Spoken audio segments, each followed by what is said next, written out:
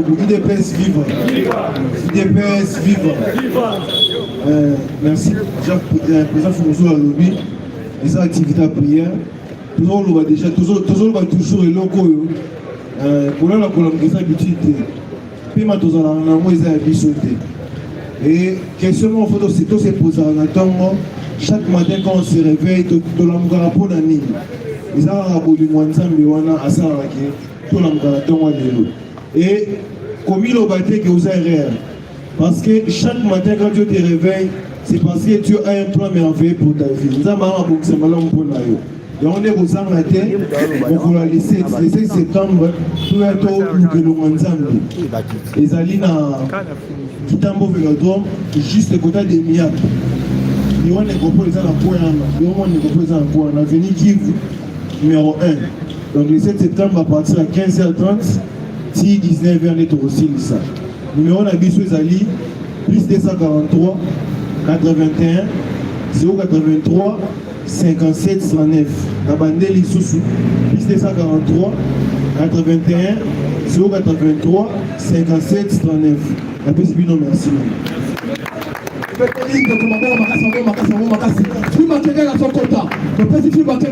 Professeur Ozobomama, président sous Ozobomama. Voilà, film à Kengel à son compte. Tu mets les mamans comme un casse,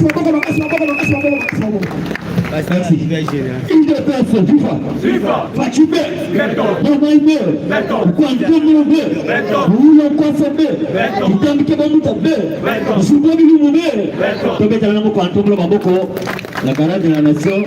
Oh, asali makambo ya kukweza kabila cha suki na badala na nikamata to ya ngambu oya na imba abo ayekuluka ni asando kimunde bisoto yebisa ozaka ndoki ozaka jalu ya mwana tete sekedi epo ozaka jalu yako bora biso IDPS viva Katawa yaki kwa ya kusengela kabila nzela IDPS viva lokola yoke loto condamné kabila peine de mort ayemba ukaya kusengela nzela kabila asando kitoza udibite MC Sassou dirigeant pour Karayokuna. Congo Kinshasa, eza ya biso moko eza ya yote. Soko dirigeant pour Karayokuna dirigeango. Muko antomo atamboli na Afrique mobimba. Toke ne yase, toke na SADC, toke na Union africaine, poto luka kimi ambo karabiso. Lokola bozali na bakaye mine na kaya Congo, République démocratique du Congo, yango bandoli okata makamona biso te. Biso moko toke ine États-Unis. Donc il y a une solution à mon carabiso. Il y a un solo là, non, Kabila, non, Kabila, c'est qui? Maman, c'est quand même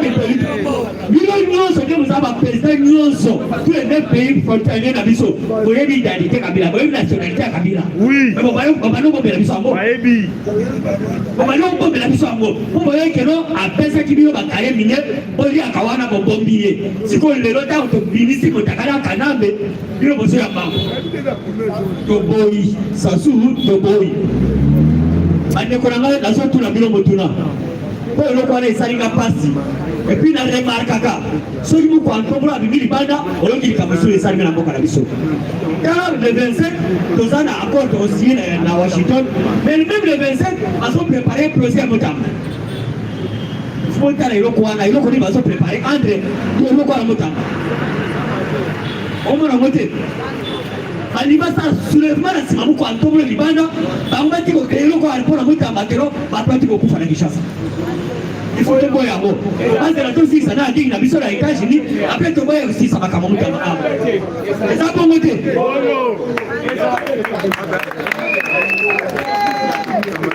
Bakwe Israël biso Bukavu uko antobolo libanda. Bakwe Israël biso Goma uko antobolo libanda. Siko balima bema lisusu makamba mota amata ke ko bamoni ke ko président de la République asa libanda bangati ko payer loko na bango abo. C'est que le sibiro baji. Oti ke loko wana le 27 décembre nous allons poser tous la présidente de la République assis ça là comme libanda tant qu'on soit là yemo ko asa sur place. Dès qu'on a makamba mota. IDPS viva. Kamere Muibi Munene. Kamere Muibi. Kamere Ndoki. Kamere a comme opposant président de la République. Il comme président Goloba, Kamere a contredit. Il comme président Goloba, Kamere a contredit. Jour à jeudi, les gens et nous savent ça.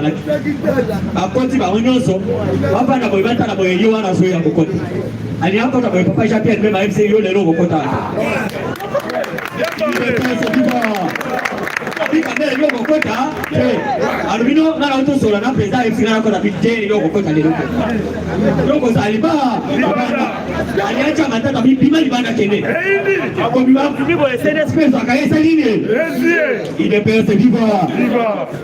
Auditionné na SNS tozi asikotoka réponse ya SNS izani. IDPS viva aboto ina téléphone. Pour Kamere a consommé ça congolais à sa ressortissant ya Walungu. Les autres sont partis de l'homme menace ça toujours na Walungu. Pour que ba rebelle ba kota na Walungu. Parce que ba bomba déjà ba. Parce que ils sont pour menacer mais Kamere tiko le bateau comme boko. Asanga kimunene. Kamere azama be oyo sali biso na kata boka na biso. Olembo on a biso 100 jours.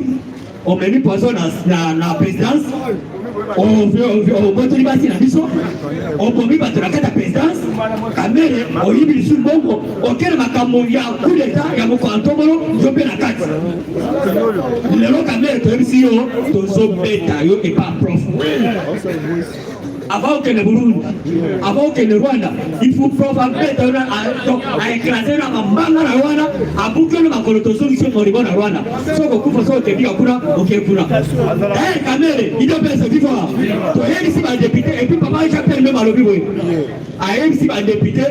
Le 15 septembre, tant que Songa, il faut la télé comme Kamere. Kamere, puis à l'objet, il faut tout la Maloba, Kamere a Bimisi. Ouais. Il faut tout la Maloba, Kamere, ou à Kokoloba. Papa, j'appelle ma boque. Donc, Kamere, vous posez à son loba, ou à Zamou Kosi Rayo. Il y a le lobby, il faut qu'on contredit. Qui est Kamere? Kamere yo zana na mboka na biso. Uribon. Est-ce que la mboko batamayele ko leka Kamere bazate? Profi yo. Ayebi histoire ya Congo. Yo Kamere oyebi ako. Kamere pesa biso ta koma kokolo na kata Congo sana. Est-ce loba biso na bakoma bi Luvila. Kamere yebisa biso Luvila na yo. Nini? Kolo poisson. Bonjour lié à quoi vous travaillez naï fuma kekele na quoi vous travaillez ko ba prendre aba komata oyo o ba sali po ke no lelo na akoma na kishasa te ba mo ba sali boy ako ba sala te so ki peuple congolais o te oyo o ba telemi boy mais le moment que ba meresa bana ba yang bilu ba Kamere bodi o tika bana ba nzela ba kota oui kende kone tango bansi koma peuple congolais ba telemi. Pas question. Nanga so za mobile so bakata ngeka kitana kishafu kama nayo. Nanga bantu abanga kite. E bino nyoso mosongi bina boke vana banako na bino. Mosonga na buku antobolo na peuple. Na kosta muta mama kaikwama na papa Jean-Pierre même papa liaou azo sala pour ndoko na biso. Merci na ba journaliste. Oh basalaki ko contredire ba Rwandais apara biso les ailes. Na landa kiyo merci. O telema ki pour ko contredire. Solo la politique, au téléma qui pour la contredire, la qui pasteur Gili, au téléma qui, la mona qui chancelier Tiara, au téléma qui, et fois au téléma la mona qui presque, ils sont le parlement de vous, et la nouvelle génération, ils ont tout collaboré par les premiers au téléma, ils ne peuvent se vivre.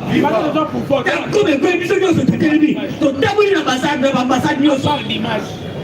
L'accès va vous dire comment il y a pas comment les gens qui vont est-ce que là va combien ici va combien mais bino ba Kamere on fait na ndako na bino boso kolia bien lelo Kamere ba no contredire biso na makabo ya mboka na biso Kamere obuzali bola ibana IDPS viva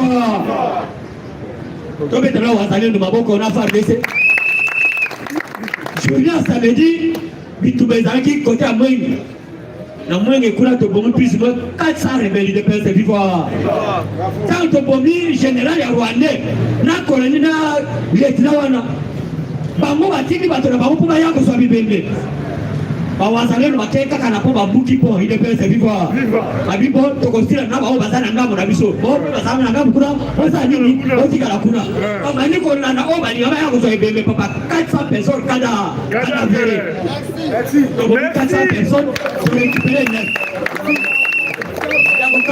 capturer net idepese viva en tout cas merci parce que bawazalendo faire des balobi to bana ko buka siko ba po oh kangami na ngaba Kongo tokosila na wena ko na Kongo tokomana siko esika ni na renfort na bilo sa nini ekoya tokotonga ngosima moko batombola zali tokotonga ngosima 500 milliards wana bazopesa biso na États-Unis yango tokotonga na po wana na minute oyo tozobuka ngo po totya limite entre Rwanda na Congo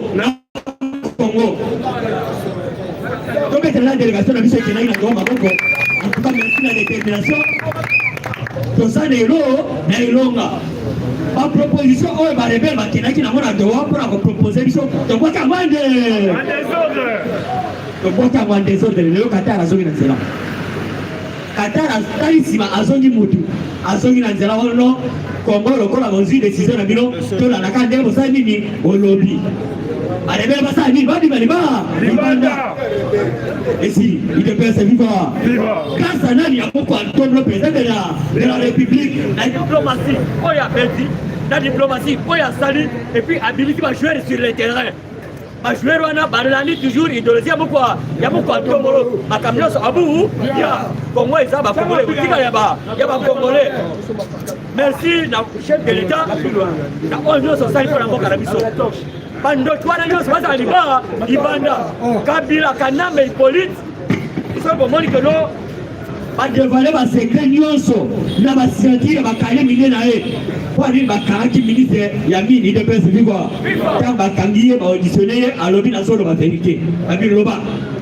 abi bakale mine wana nyonso bozomona esika bashino bazali eza bashino te eza ya Kabila epuis na mikanda na ye akomaka Joseph Kabila te akomaka HK idepese viva akomaka HK donc elakisi Hippolyte Kanambe déjà eza infraction ya momoni kono bajuge donc pour justice militaire bakangi Kabila bakondane vendredi peine de mort idepese viva eza esengo te siko etikali buku antombolo asigné Interpol mpona kopesa na bapays nyonso esika Kabila bakanga ye bazongisa ye awa na Congo idepese viva yango sena américain elobaki bongo babi Kabila ata bakondane ye siko président de la République asigné ordonnance Interpol ekopesa na bapays na biso nyonso esika nyonso bakomona Kabila bakangi bazongisi na République démocratique du Congo akosala prison awa ndenge mfumusu na lobaka keno tokotiela ye jour na jour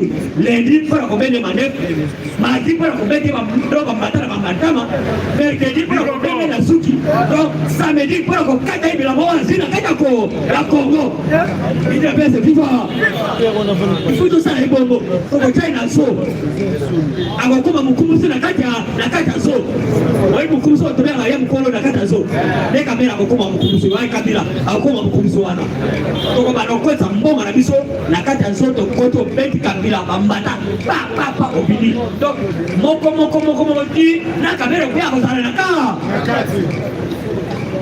comme infiltré biso na Congo yoka na Congo okosi biso na Congo Joseph Kabila koto yo ozosigné Hippolyte Kabila HK omoni keza kindoki epuis tozali na batama ye mawa nzambe na ngai bino batama ye baprofesseur monene bamoshamp bozali na Kabila wana tala ndenge biso bandenge adrible bino ekozwa koloba keno bagene basali eloko bango te baobebi na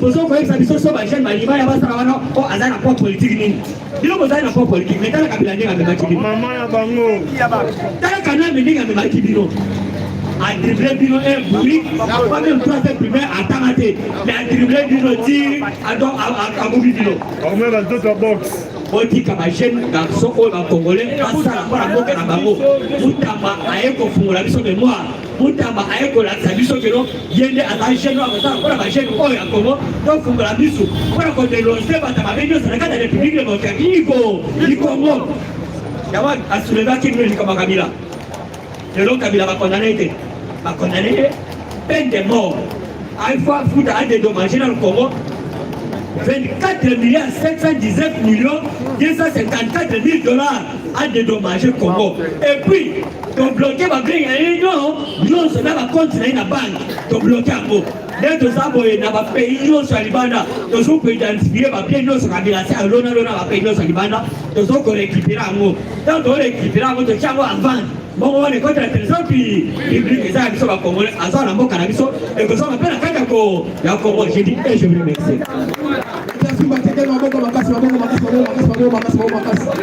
Bato bazosala batour nyonso tu wana bato bazosala batour nyonso na pays nyonso oyo Kabila azalaki na babien na biso ezali coup contre présidentiel coup contre bango bayebi contre ya mboka bango bayebi babia mboka bapete Tshisekedi ntango azwaki pouvoir premier ministre alobi mutu nyonso ayiba eloko nyonso peuple congolais bapete Tshisekedi azalaki na bato ya contre oyo bapesaki mayele ya koloba eloko wana bato nyonso bakozongisa babia peuple congolais bato wana ipariti lelo bazali baza bapalete oyo Félix abomba bango nini basala batour du monde bisika nyonso babia Kabila ezali ata na Congo central ata na baprovince ata na mikili ya poto batrie bango 17 personnes baespère voilà baespère okotrahi bango te bazala baprime na bango bake kuta Kabila aza na 10 000 francs congolais yo koloba 3 000 francs congolais te donc 10 000 kuna yako le papier à 10 000 donc bazala baprime kitoko po bazala trahi te eza boye te babanda deya misala yango alobi information sur yo bazoba déjà kokende kokanga biloko Kabila l'intérieur parce que aza déjà un mandat d'arrêt international et puis déjà ezali déjà na nini peu de morts artira soki résister na biloko na biso te et puis artira soki résister na kombo wana oyo ya biso te aza nango donc toza na peine du 3 l'unilisation epesi biso déjà toza déjà na lokasa oyo so nasa déjà kena biloko nyonso ya Kabila ya mboka biso fo tokanga ya wana professeur azokota tobetaki professeur maboko makasi maboko makasi maboko makasi maboko makasi. Bonjour. Salut au grand de la nation, président Félix Antoine Tshilombo Tshisekedi. Salut à la première dame, la conseillère du chef. Je salue la conseillère Johanna. Je salue ma mère, là où tu es au bureau. Je salue tout le monde. Bonjour. Bonjour. Dans un banal moi regret parce que la Kambango peut la mériter dans une mission de pétrole. Vous voyez qu'à l'Est, chaque jour on tue. Dans un moment coloniaux, sur tout un village. Ils sont fous, parce qu'on s'en fout. Je dois oser la rade. Regarde, dentiste. Pourquoi pas réagir? Israël a un attaque dans l'arabe, mais pour nous, boum, boum, boum. Repli stratégique. Mais on va faire le repli stratégique combien de fois? On va attendre jusqu'où? Oui, mais non, on va faire minuit en moi. Félix va céder jusqu'à temps, après combien de morts? Non, ils sont là pour tuer. Et ils sont pour tuer. Et ils sont aussi, et là, il y a un pire imam, ils vont exterminer la jeunesse congolaise à l'Est pour implanter les petits rois. Ils ont tué plusieurs jeunes. À l'Est, ma jeune est encore sur ma garçon, marathon. Des filles en viol. Dans l'image où on a le bataille à moitié à moi, nous avons un débat dans ma bouche. Alors c'est la raison, c'est la seconde. Voilà, on sait que ça me dit qu'on a eu. C'est au Talian où on a monté ma poche. Et ici, il y a ceux-là qui sont des psychopathes. Ma mythomane, ma zone de quoi d'aventure. Pour ça, on a battu le soir, on fait la communauté. Il a fait sérieux. Président, ta diplomatie, coup de chapeau. Le monde aux agrants. Et bien là, vous soutenez la mission que ça l'a permis. Qu'on puisse s'occuper des gens ici au Congo avant leur arrestation. Nous sommes en train de kosambisa ete mbala mo traitement kosambisa raté nazo quand même vivre quelqu'un dans le moko na le détat ba caméra za opposant fati parce que opposant motaleki ote même au ciel c'est ça le langage à chrétien Satan est l'opposant de Dieu. Oh Satan est une créature de Dieu. Pas Satan. Mais Lucifer, c'est Dieu qui l'a créé. Il y a un opposant, comme dans ça, il y a un opposant. Soit il y a un opposant, pas il y a guitare. Il pouvait dire dans le guitare, dans le guitare. Pas quitter combien de fois? Plus de 3 fois. La Nicolo a quitté, dans ma belle pas quitté. C'est le travail de Jésus. Il a refoulé au ciel, il a suivi ici sur la terre. À qui m'a belle, quand ça m'a belle, la tête ça m'a belle. À bêtir. Donc il y a des gens qui ne sont pas des opposants. Fatih n'a pas d'opposants au Congo. Et puis dans un opposant, il y a nation. Il y a ça étranger, un opposant de lui. Il n'est pas son opposant. Et le vieux dit là-bas que le jour où il devait sera au pouvoir, il n'y aura pas d'opposition. Il n'y a pas d'opposition au Congo. Ce sont des opportunistes. Ouais, je côté la grâce, on a posté, on a pissé un espace, pays dans le Congo. Mais un opposant est quoi? C'est le miroir du pouvoir. La vraie opposition à miroir, il y a pouvoir. Et pas il va y avoir son pouvoir arrangé à l'ombre on a comme à côté. C'est ça le miroir, l'opposition. Mais ici au Congo, non.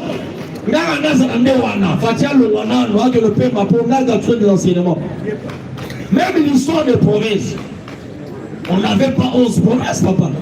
Mais c'est comment on oublie. Il y avait 6, après 9. Le grand Kivu. C'est Mobutu aussi qui est venu épiécer le Kivu. Non, Maniama, 6 Kivu. Donc on a dit de 9, on a dit 11. Cette histoire va cesser. On veut émietter notre pays pour pas créer la division. Même on va s'investir pour nous diviser. Donc on sonne dans le moment qu'on a mis son comme étant Congo. Le moment on a Félix Saga dans le slogan, plus unis, plus fort, plus prospère. Nous serons encore unis, nous serons tellement forts et on va avoir la prospérité parce que nous sommes un pays riche. Et de paix, c'est vivant. Comprenez? La baleine, la serre, elle a là qu'il est si qu'on a voltage. Pourquoi je vous dis ça? Oui, on ne doit pas pleurnicher. Ce pouvoir nous appartient et on ne donnera à personne. Il y a bien, il y a pas nous. Ah, pour poser pour un thé, il y a bien. Dans la ville, il y a bien. Bon, et puis les jours, tu regardes dans le stade de Tata Raphaël. Le 24 avril 2010. Quand nous mouvons à côté de stade de Martyr, dans le stade de Tata Raphaël. Vous allez nous ma pessier parole, Ayam Mathilde, il était en blanc. À la gauche, à tourner le stade de Martyr, à Zoni. Mais dans le stade de Martyr, il y avait Palou, MLC, tous les drapeaux étaient là. N'est-ce pas? Oui.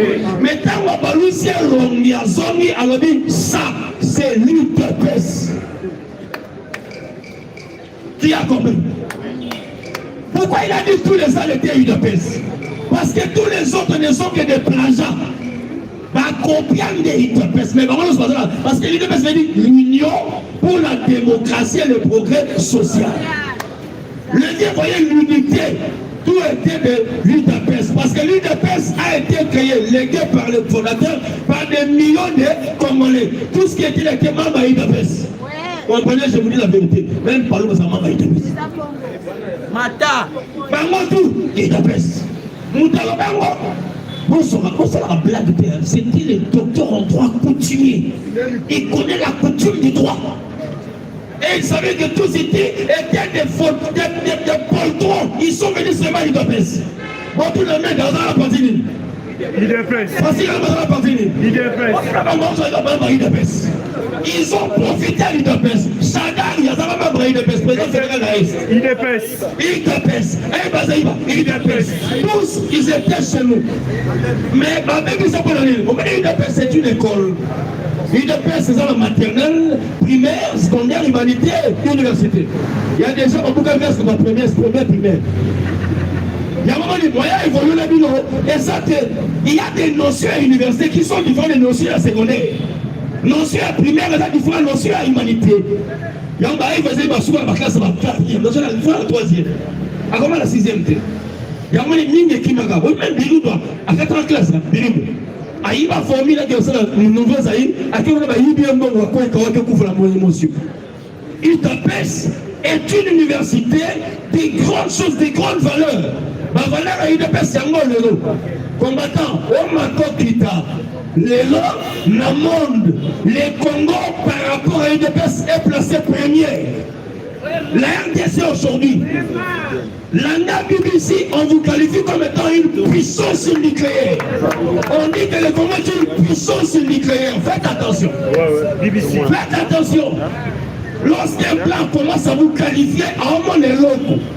Il est pas vivre. Oui, quand Martin Kobler a le plateau à télé 50, on soit en aventure. Martin Kobler a le but, ceux qui montrent le pouvoir. Qui était ce monsieur, le président à UTAPES? Alors, ceux qui est le président à UTAPES dans le pouvoir, le monde va changer. Pas le Congo, mais le monde. UTAPES au pouvoir change. Et l'Afrique régionale, Afrique totale, l'Europe, l'Asie, le monde va changer. Projet Yaxnel. Groinga. Le président qui Groinga, c'est un projet, mais éco-éclairé et l'Afrique et même l'Europe. Parce qu'on a créé la courant à Congo. Dans les années horizon 2060, nous aurons une crise d'eau dans le monde. Mais l'eau potable restera au Congo, passée à Congo. Et le Congo va protéger le monde par rapport à l'oxygène. Le Congo est un pays solution. Je suis la solution pour le monde. Que vous le vouliez ou pas, les voitures cesseront d'être carburées par l'essence ou par le gazole. Voitures à la batterie électrique, lithium et à la Congo. Lithium. Et comme une voiture qui garde la station, pas pour la station, mais va changer, en voiture la prise va changer. Matière, on est ça. La voiture complète n'est pas ça. Toutes les matières, il y a voiture, toutes les matières. Et ça la Congo. Castérite, goudron, fer, et ça la Congo. Non, 5, et ça la Congo. Une voiture, vous demandez la Congo. Mais la usine n'a pas pourquoi? Parce qu'il y avait des gens qui avaient le mauvais cœur. Le coup, la combattant, vous savez, j'ai la haine. Nana Souma Moko, Nana Koina Moko, Kabila, photo pour ma Kabila. Ce monsieur a plus ou moins 100 compagnies extérieures, sans société. Sans société appartenant à ces criminels qui sont domiciliés dans le pays des paradis fiscaux. Et ça, Libanda, quand il y a 100 sociétés, c'est approximativement 15 et 30 milliards de dollars. Combattant, dans le lobby, nous avons fait un rapport à Kosimiso. Pourquoi? Affaire Panama Papers, Kabila avait 42 milliards. L'affaire Panama Papers, il était le premier à avoir cet argent. Affaire Panama Papers, il y a Panama, il va un blanchiment d'argent. Même la carte Suisse, même la Suisse c'est un pays de voleurs. On dit que ce pays, on n'est pas menacé, mais cet argent se garde là-bas.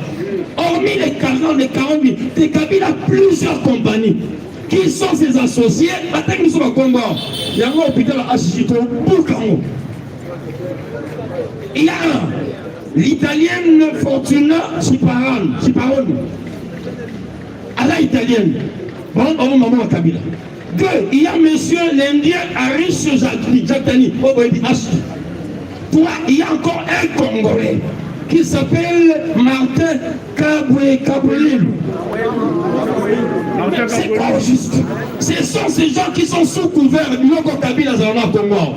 Et Kabila a plusieurs firmes, plusieurs sociétés. On va voir que ce sont les Indiens, c'est Kabila lui-même. Des sous couverts. À l'époque de Mobutu, celui qui était sous couvert, c'était Sétial. Et il a Mobutu. Et il couvert pour la personne, il a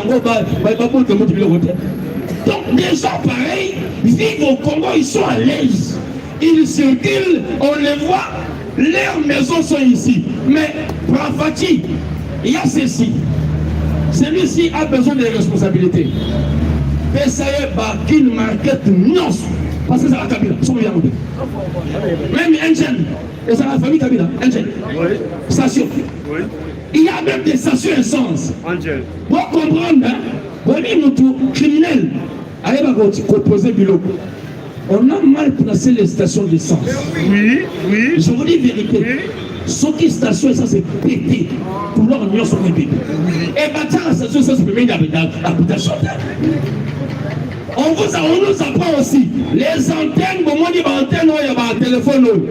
Il y a qui antenne, il y a espionnage français pour le espionner Congo.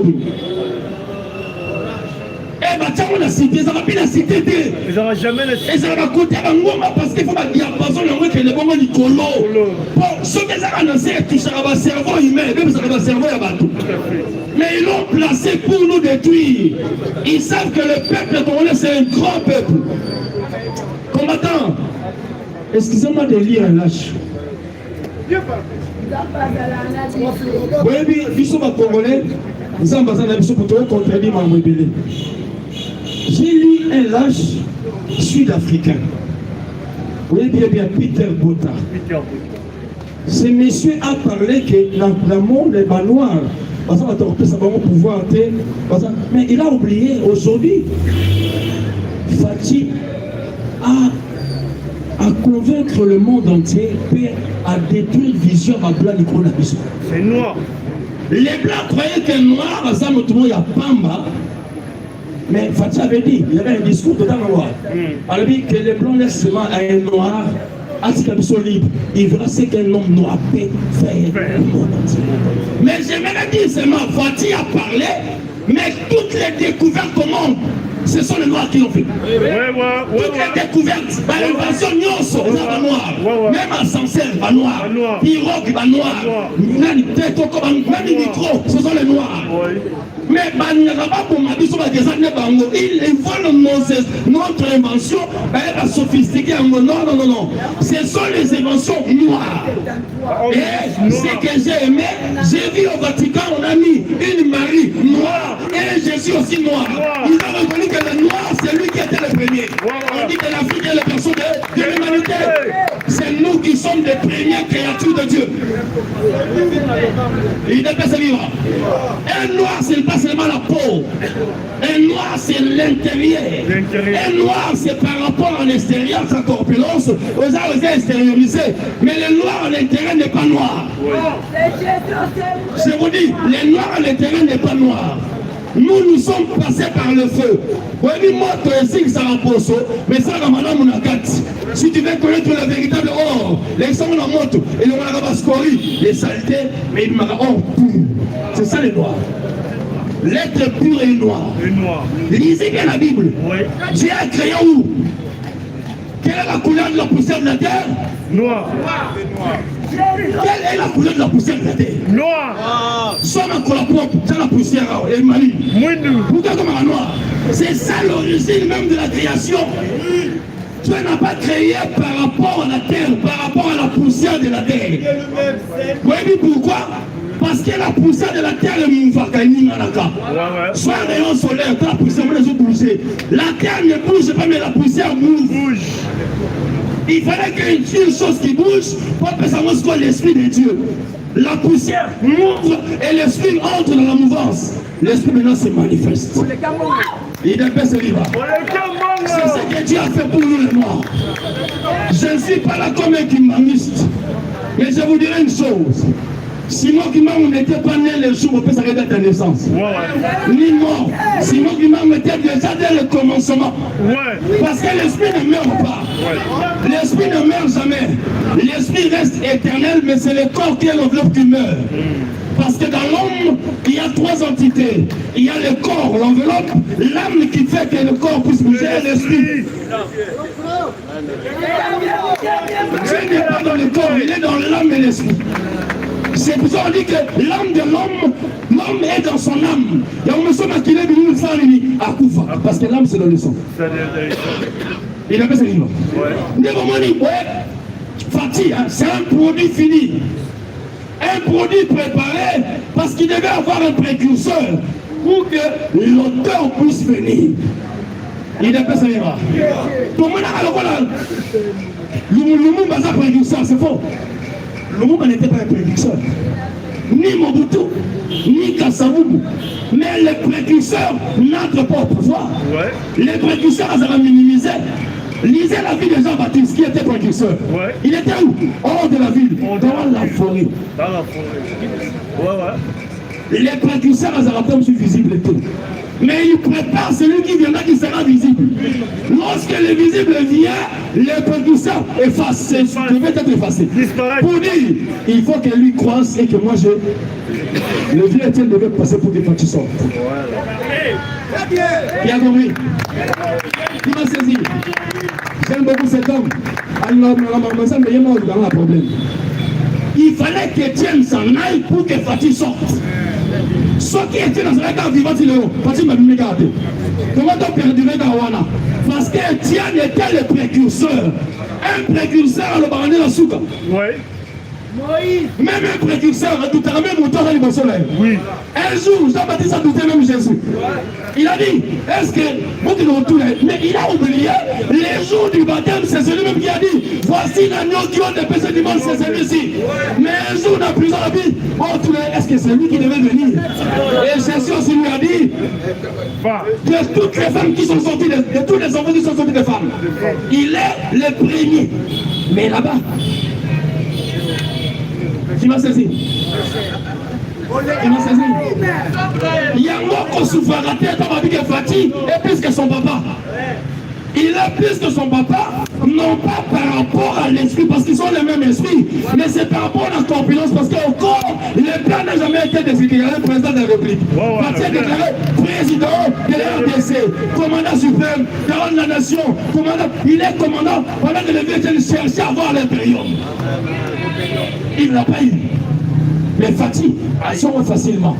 Parce que les précurseurs préparent la route pour le venant.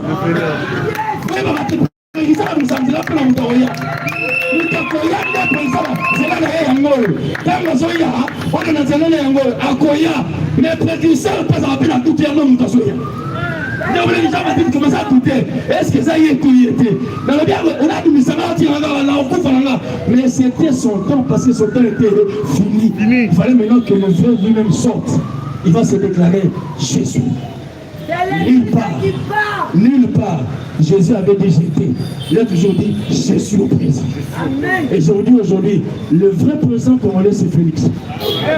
Le Congo n'a jamais eu un président. Pourtant l'histoire à Congo. Parce que vous mettez élu où? Non, il n'était pas élu. Il était élu où? Non. Mobutu était élu où? Non. Kabila le père? Non. Lui-même, il s'était même au s'autoproclamé président. Oui. Les macrocéphales, les microcéphales étaient élus. Quelle élection que le peuple a fait? L'élection de Fatih. 2018. C'est l'élection où tout le peuple avait dit oui ou non, la vie ou la mort. Mais le peuple n'a pas d'abord. Je dis je vous laisse.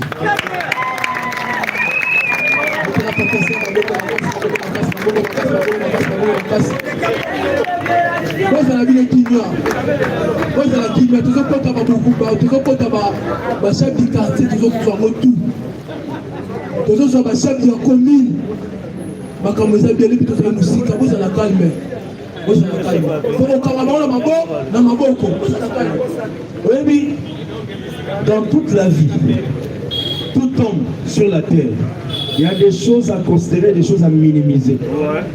Oui, puis j'ai pris maintenant aussi une autre envergure dans un cours de souffle. Je viendrai parler de mon anniversaire, pas beaucoup. Parce que c'est comme si je parle de lui. Alors que ma bouche devait parler plus de Fatih. Parce que c'est mon produit. Moi, je suis un marketeur. Dans le marketing, on présente son produit. Le produit favori, c'est Fatih. Le produit n'est pas Kamel. Kamel, c'est mon adversaire pour le commandant BT Malman ambassadeur. Il y a un lobby. Kamel, prépare-toi. Tel que vous avez fait à mes frères de l'Est. Pas seulement à l'Est, mais au Congo entier. Je me vengerai pour ces peuples. Je les jure devant Dieu. Tel que vous avez fait pour les combattants UDPS.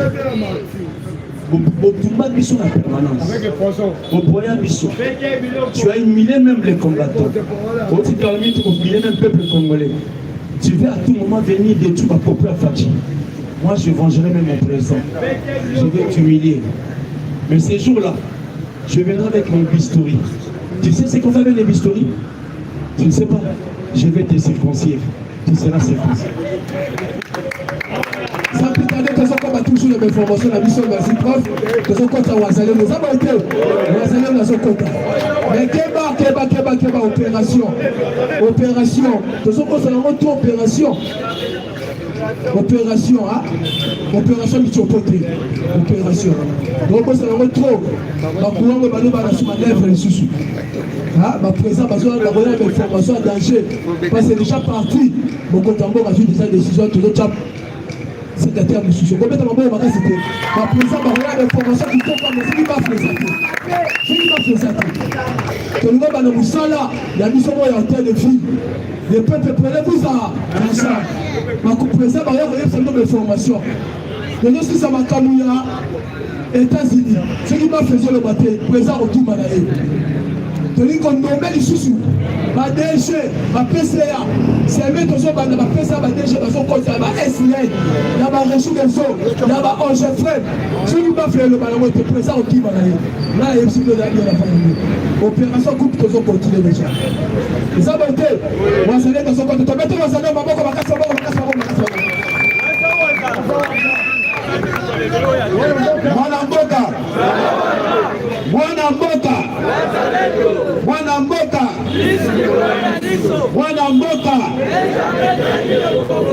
Mwana mboka soki likambo ya mabele bisika ozali tomibetela maboko makasi tometela notre champion na biso makasi toza déjà na victoire na biso par rapport ya président des pères et des mères oyo azolinga te ke 1 cm ekende lisusu epamba midele te bongo te yango wana ndo omoni bakomi kolela bakomi koluka bisika nini azali mpo tokende bakende kosenga bolimbisi bomoni ndenge sasu aprofite na ye na moma ya fete aye na ye na fete aye koyepa mukwa tombolo yaka na ye na makambo ya fete abandi kosola makambo mosusu mukwa tombolo abiseke awa toye na makambo ya fete makambo ya mboka eza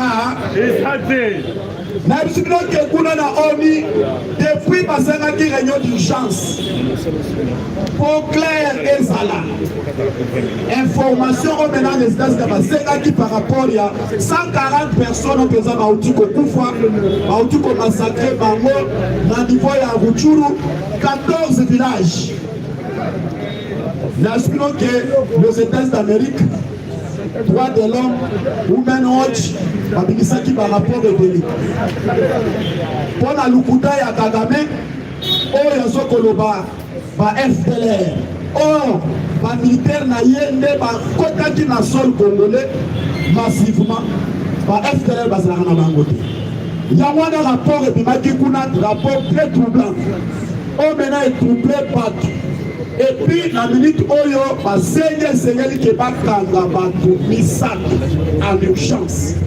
Si c'est pourquoi bomoni Kabila bisika azali yebe puisque les États d'Amérique batali ndenge babomaki bato parmi 140 bana mike il y a 6 mois, il y a 8 mois, il y a 8 ans, il y a 9 ans, 10 ans. Deba FDL bangwana. Or ba FDL bas déjà ba kola na bango ba bali ba mususu ba komba kokolo. La musique va kufa. Yamwana do moni ambassadeur auprès de l'ONU, c'est un Mukongo. Vraiment to betana na maboko makasi bande. Donc ensemble donc kai kwamba 2. Papa wana vraiment a coincé Kagame, a coincé même ambassadeur Yaba Kagame auprès de l'ONU par rapport à Lukuta na bango. Na minute oyo kude zalaki toujours vidéo. Ndenge ba militaire rwandais bazokota kota na sol congolais. Ndenge bazokoboma bato. Yangwana ndo moni c'est un Mukongo lobby et segeli ba trouver solution pour la likambo ya RDC. Monde entier balobi esengeli bakangana nu Kabila. Il ne peut se vivre. Bakangana nu Kabila l'immédiat. C'est Lui qui avait donné mot d'ordre baboma batu nyonso bazakona na mucho. Mutu amibale eza Museveni ezengeli bakanga ye. Mutu amisatu ezengeli bakanga Paul Kagame. 54 personnes il faut bakanga Moïse Katumbi.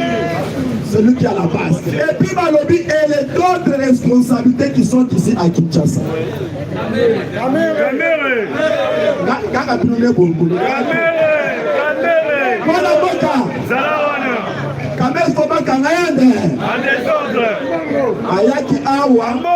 Ayaki awa kotanga na ye en tant qu'un représentant ya Rwandais. Lelo akomi kokosa biso ki aza Congolais. Est-ce que Kamel aza Congolais? Ayaki te kotanga RDC. Yamana ndo omoni même rapport de Bimi Lisusu. Kabila avait mobilisé plus de 4000 hommes venus en Somalie, Kenya, Ouganda. Akenda kosa la base na bango na Ouganda. De façon que baya ko attaquer biso. Yamana ndo monaki kuna na toa bazo ko toujours ko bloquer, bazo ko senga dialogue.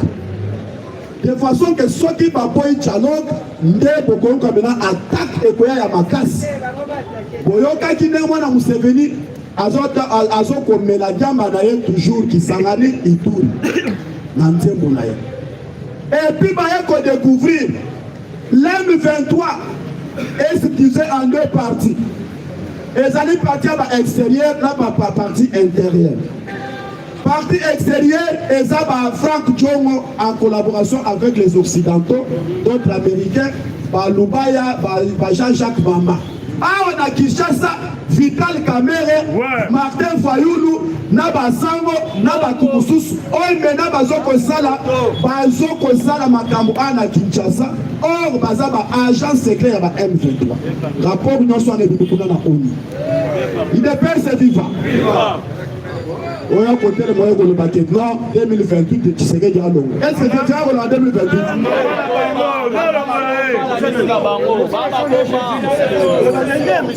Le loyo de Bomoni Kamere Yemoko accueille la piège devant l'ambassadeur de l'Union européenne.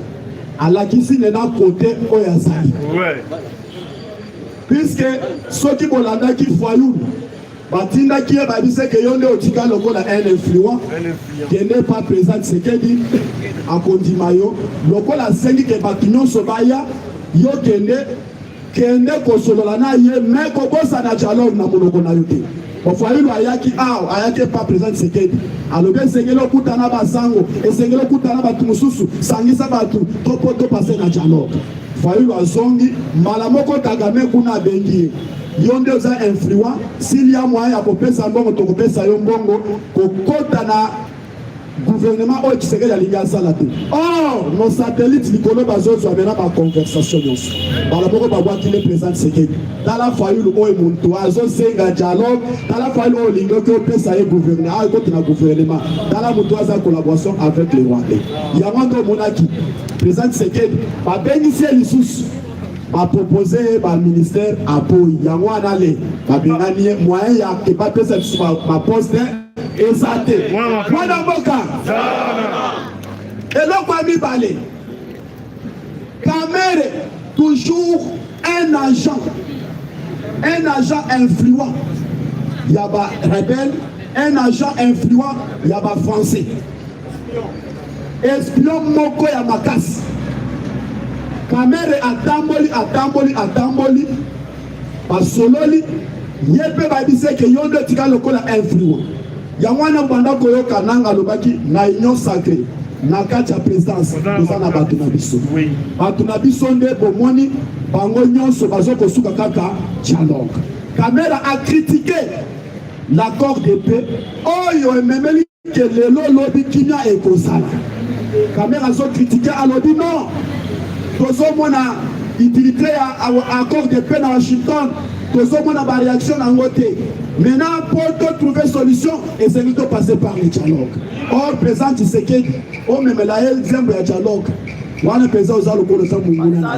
Yango wana pesa c'est de la Kamere, son Kamere, c'est un agent secret à M23. Le loyo bango nyonso et assez ba uti ko sala réunion en vision conférence.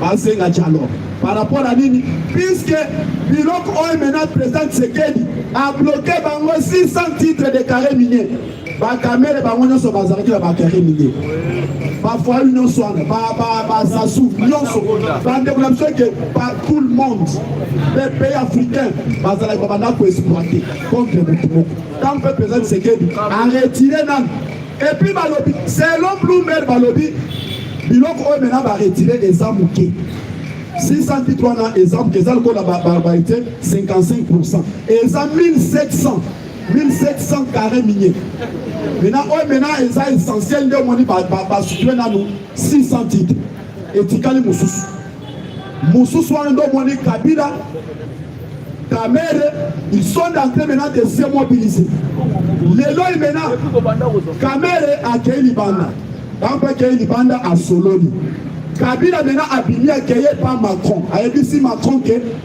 soki tokei na États-Unis bakotela ngai te yo nde otika lokola influent na kopesa 40% esengeli osoutenir ngai militairement na armement de façon que tout le monde a faire troubler Tshisekedi. Kabila a mobilisé tous les présidents africains. Bango nyonso babanda kozwa maintenant ba avantage. Ayebisi bango boko telangai tout le monde a kozwa maintenant boko et par force na kopesa bino lokola babanda kozwa 4% na kosala bino fois 40. Na pesa bino maintenant fois double 4 double. Yamade komoni tous les pays nyonso bakomi ko soutenir Rwanda, bakomi ko pesa maintenant Kabila par force. Par rapport à la bonne Oni et Bini. Maintenant, cette fois-ci, moi, je vous parle. Na minute Oyo, Bakali, Kenya, Ouganda, Somalie, Sud-Soudan, Kalaming te bako sanctionner bango. Puisque Bakei, va suivre un réseau, il y a Al-Shabaab.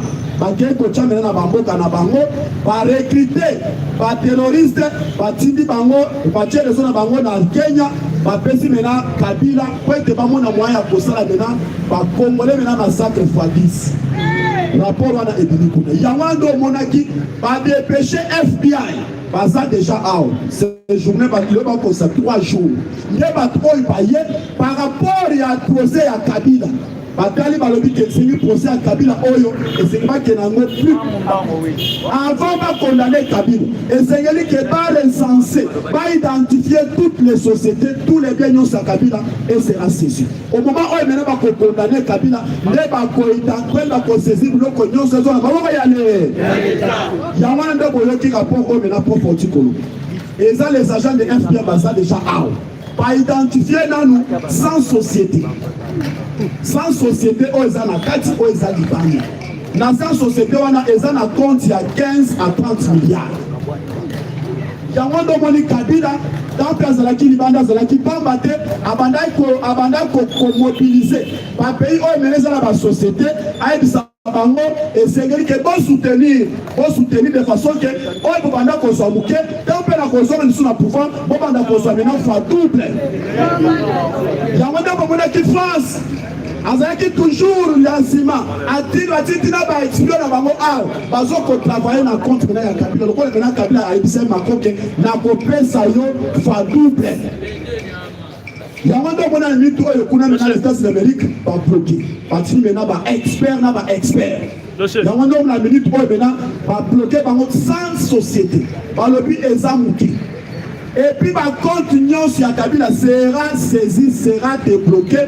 Bon, l'union sur les hommes, on a beaucoup y aller. Toutes les fermes, toutes les concessions, par parcelle, l'union sera saisie. Non, ça sera ceci. Il y a un don monaki. Na procès na ye. Babandi na nous et l'autre à l'Iboso Kabila c'est qu'il va prendre puisque et puis balobi Kabila a un appel de mort. Par rapport à nini Kabila ye a constitution awa naza congolais. Son Kabila aza 100% rwandais. Kabila consi que maman na ye aza sifa. Or sa mère n'est pas sifa. Aya kosi awa Jeannette Kabila, Zoé Kabila, baza bande. Or Zoé Kabila za mwana liboso ya Jeannette Kabila. Mwana toka. Zoé Kabila, moi, il y a Jeannette Kabila, il y a les Bosso, il y a Kosa au Baza, selon le procureur de la République,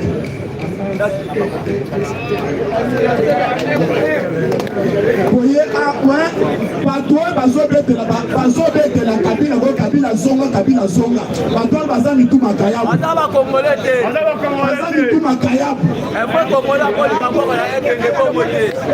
Sauf que le président était présent, tu sais que. Il n'est pas vivant. Nous sommes sur le même idée dans le déco. Nous sommes tous au Kaoyo. Et ça dit, qui nous recommande ça?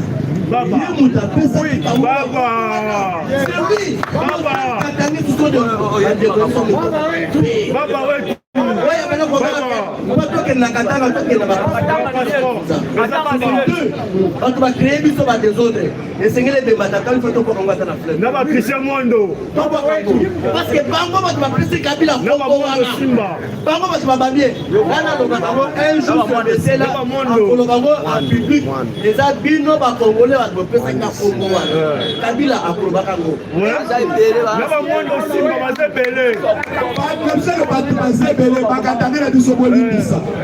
Eza bakatange nyonso te, eza tribu bamanono bano bakatanga nde batu oyo mabe bakolisi Kabila. Oui, eza bakatange nyonso te. Ce n'est pas les katange nyonso te batrairaka te. Il y a les tribus bakatanga oyo babenga balu bakatanga bazalaka plus majorité na territoire ya manono. Tomoni bachiwewe baetukoso seso bato bazalaka baetisaka beaucoup baetisaka bango baetisaka bango yango ndomoni meme na este bandeko na biso ya bashu bolimbisa bandeko biso na bashu baetisaka bango makasi yango ndomoni kuna kamere baati na évêque moko ya barwandais aza kuna lokola aza congolais na aza congolais c'était rwandais puisque komona eza maroy donc eza bato baetisaka bango mamingi makasi. Puisque dans Katanga, il y a le Karunde, il y a le Chokwe, il y a le Baluba, il y a le vrai Katanga Bangoana. Bafaba Moutom, Bazaba Karunde. Ba Kapen, Edi Kapen, Bazaba Karunde. Nde bafe Katanga Bangoana balingaka buso bandeko na biso pesa. Soki oyoki bandeko na biso ya Manon, balobaka munoko moko boye, oyo kuko c'est pourquoi ça a beaucoup plus utilisé. Yamando Monaki Mobutu a dit ça qui est à carbone, a dit ça qui est Basamou Kalai, et puis na Cuba commence. À cette époque-là, Yamando Monaki Mobutu a dit que ma tête est au Katanga, mes jambes est au Kasaï. C'est-à-dire que Mobutu alingi atuta maintenant entre les Katangais na Bakasaye. Yamande Bomonda qui période wana ba Bakasaye nyonso. Massacre ya neni ya. Wana moka. Yamande omena minute oyo Kabila bimina makambo epele. Cette fois-ci les États-Unis batali mutu oyo akomisi Iran lelo akomi mettre tol eza Kabila na mutu. Yamande oyo kikuna balabike Moïse atumese ba kangaye. Kangaye akotisi ba réunion ya ndenge na ndenge. Lelo imena ba bengisi ba cadre na bango bazoko sambo lelo ba ketusu na ministère intérieur. Ba sambo le susu. Yamando moni mena batali batobike non, bato baza la base souffrance ya peuple congolais. Moïse Kabila et puis Vital Kamerhe. Et puis Vital Kamerhe alors que ça dit son livre oya komaki.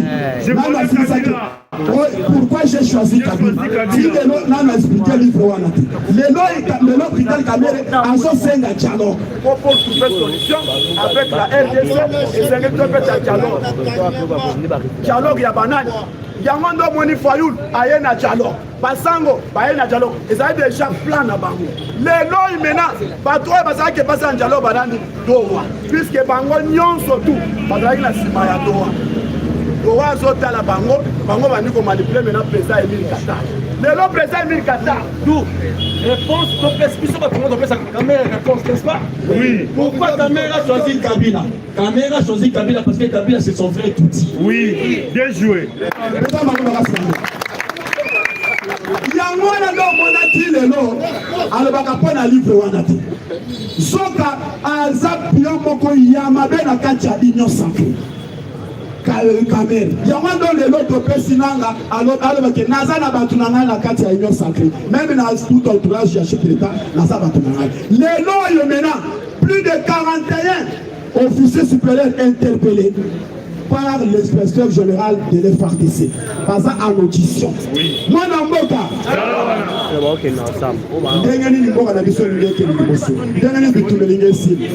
sans présent Tshisekedi, est-ce que tu ne tombes dans ma camonio? Makambobe pour manger pour présenter le baki que Mbokoyo était comme un mot de Bouikana. Sauf que les officiers parce qu'ils en connivence avec Rwanda, les Occidentaux et d'autres personnalités américaines. Il avait raison. Les lois maintenant Tshisekedi avait bien que na quatre armées, il y aura une période moko et c'est que Batukoyo n'a étouffé Bango. Les lois selon Bloomberg, Balobi Tshisekedi est très puissant, le plus puissant puisqu'il a étouffé toutes les grandes puissances à ma ennemi. Même dans son propre pays, il ne peut se vivre. Mais attends, vous à maîtriser l'été.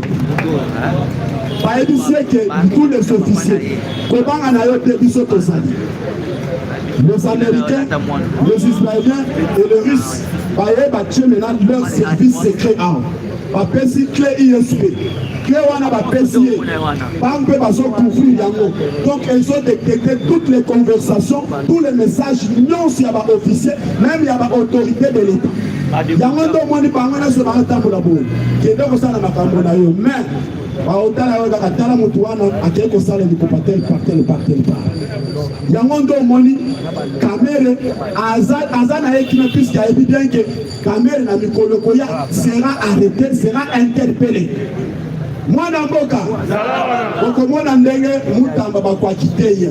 Après la kitima na ye beaucoup moins bakwa interpellé, Camer bakwa interpellé, Vonde bakwa interpellé, bakwa swana, balingi bazo la justice en otage. Yawan sera interpellé. Puisque cette fois-ci, tu serais dans une blague de sous-sauté.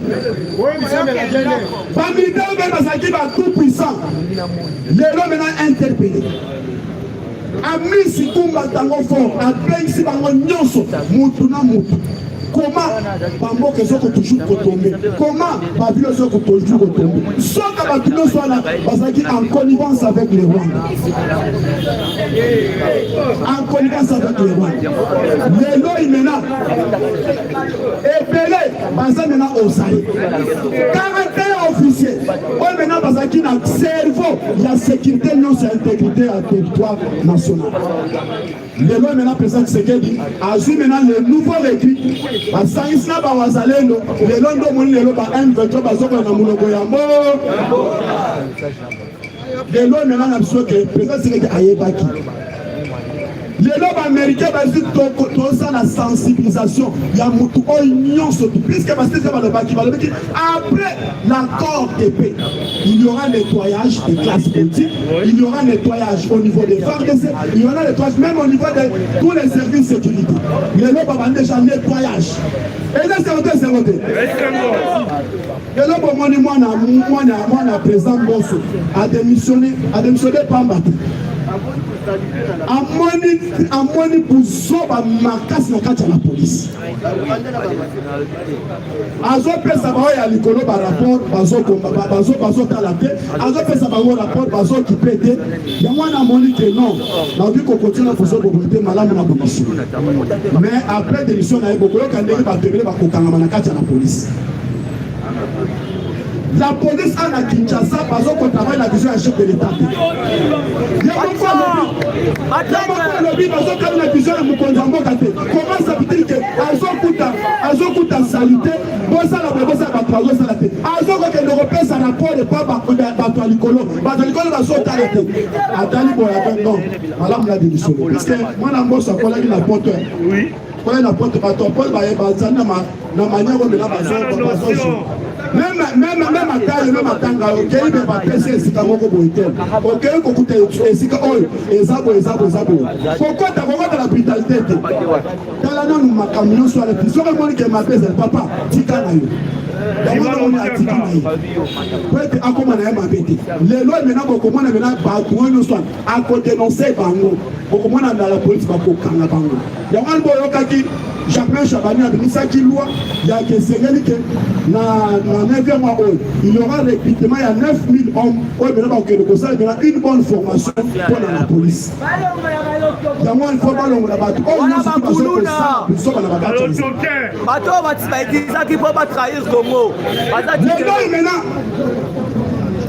On a chité. Situation sécuritaire dans mon cannabis.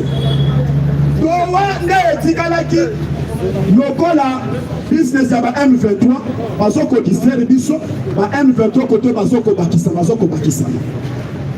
towa amona kike na kati ya Rwanda naza na babie na ngai Qatar alinga ko sabiso o naza na 20 milliards na Congo bai kwamba ibise que ce n'est pas le moment ya kwa ko sebesi si sana na makambo ya doa na ba M23 bai kwamba ibise ko lelo imena Qatar amoni ke kuna na Rwanda babie onyo sur la banda ko zo sima Rwanda côté na Congo ba bloquer yango azoma ba avantage wana ezo ko avancer te yepe abandi déjà ko se retirer maintenant ba avantage na kati ya Rwanda a se retirer plus de 15 avions ouais bana ko pesa Rwanda mbongo a retirer ba avion na yi lelo maintenant les Américains batali problème ya doa ezako toujours ko se bloquer 2 mois or encore des pays qui n'ont pas même 2 semaines.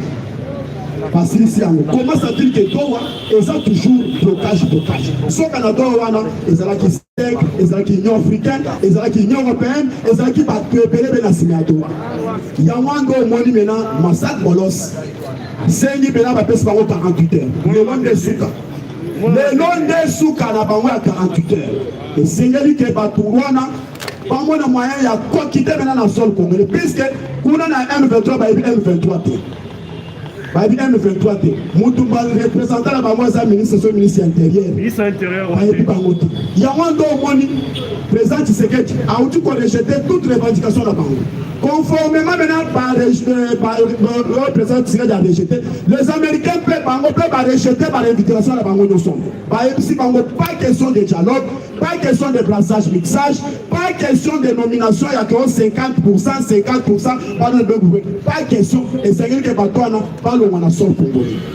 Au cas où on a un sol congolais, il y a un besoin qu'on a frappé par comme il connaît. Il y a un moment où les gens va passer par 48 heures. Ce qui va retrouver sur 48 heures, les États-Unis eux-mêmes, par exemple, ça maintenant dossier et pourquoi maintenant dans plus bref délai. Les États-Unis ici na rapide na sol congolais. Il y a un moment où les lois maintenant depuis lobby à partir de 13 heures. Steve Wemby a continué à Twitter pour intoxiquer Batou. Oh, Ouvira. Oh, tu continues à Ouvira. Tu communes à Ville. Oh, Ouvira, le Mitoyo. Et ça, quartier, et ça, base générale, il y a FRDC. Et ça, base générale, il y a Ouassalendo. Il y a un autre monarchie. Le général de 33e région militaire a bouleversé qui maintenant le plan. Où était de M23, voyez le plan où maintenant ils ont reçu la Katia au Vilate. A soit qui maintenant plan où maintenant c'est là qui va faire ce FRDC, va tout faire ce maintenant par Ouassalendo. Maintenant d'après le plan, il y a un homme qui va surtout parce qu'on travaille en collaboration. Que ce soit force armée burundaise, que ce soit force armée congolaise, non force les patriotes Ouassalendo. Parce qu'on travaille en même ligne. Moi, dans le cas, il y a moins de boyoka maintenant par M23. Mais ce n'est pas précisément 4 territoires. Territoire il y a Chabunda, territoire il y a Mwenga, territoire il y a Walungu, territoire il y a Ouvira, y compris la Fils. Puisque les 4 territoires, ils ont des minéraux non exploités. Surtout dans le territoire il y a Chabunda. Ce qui peut monter Kigali wana et côté na Chabunda fois 4. Chabunda est un territoire moko ya monene. Ils ont des minéraux moko épelés. Si c'est pourquoi mon équipe a M23 Rwanda bango nyonso tout batala qui et c'est que tous ba 4 territoires par force. Il y a un monde maintenant ba check maintenant ba moyen nyonso ya kocha de façon que mon moyen pour maintenant ba force. Maintenant cette fois-ci maintenant les Ouassalendo avec les FARDC. Ndiye basi maintenant ba précaution.